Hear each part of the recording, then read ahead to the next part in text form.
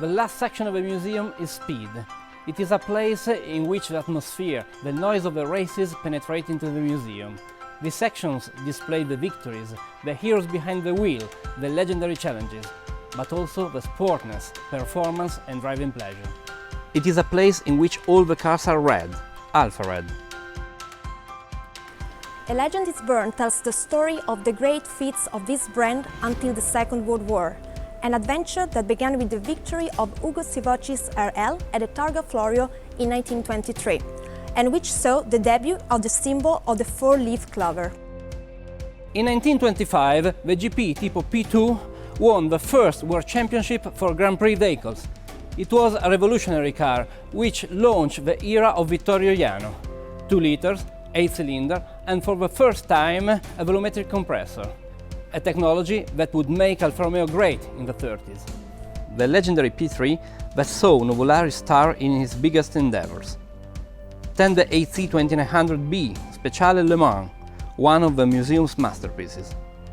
The Tipo C that prevailed at the Vanderbilt Cup in 1936, and the 512. Up to the two impossible two-engines monopostal.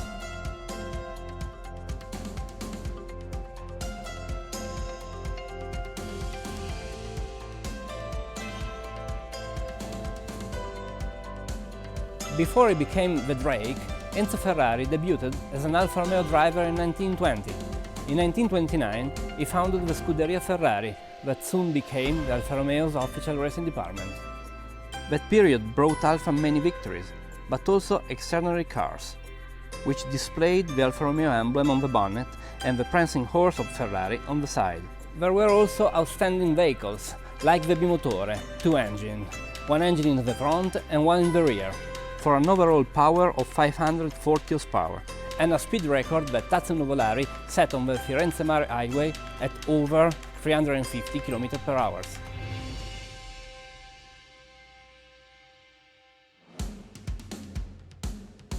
After the war was reborn, and while Alfa Romeo was designing its features, the Alfettas, which had been hiding to escape the bombings, come back to the tracks. Designed in 1938, the 158 has a 1.5-liter inline 8-cylinder engine with volumetric compressor.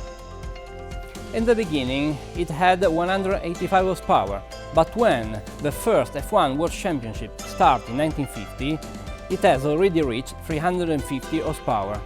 Then came 11 victories on 11 races, and Nino Farina, in 1950, became the first F1 World Champion. In 1951, the car was so deeply evolved that it was renamed 159. The horsepower had soared to 450 for a maximum speed of 306 km/h. It was an intense championship, all the way to the last race, the Spanish Grand Prix, when Fangio won the World Championship with a victory that would go down in history.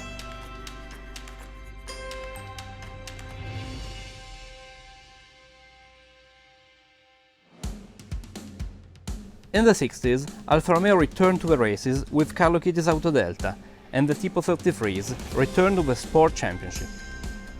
Created in 1967 with 2-liter engines, they soon rose to 3 liters, and in 1975 and 1977 they won 2 World Championships for sport vehicles. But the true masterpiece of the project is the 33 Stradale, which, as its name indicates, was a car conceived for the road use. Production was planned for 50 units, but it stopped at only 18 chassis, 12 of which have this streamlined body designed by Franco Scaglione, which immediately made this car one of the immortal and timeless icons of Alfa Romeo.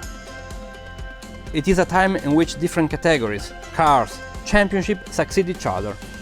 From the sports cars of the 50s, like the 6C 3000 CM, to those of the 60s, like the Giulia TZ2, and then the epic of the Giulia GTA and GTA-M, which in the 60s and 70s had no rivals in Super Tourism Championships. The dream of returning to Formula 1 came true in the 70s, when Alfa Romeo, first by providing its engines to the Team Brabham, and then by participating with a complete Alfa Romeo vehicle, finally returned to the top league. The cars preserved in these halls are alive and functioning.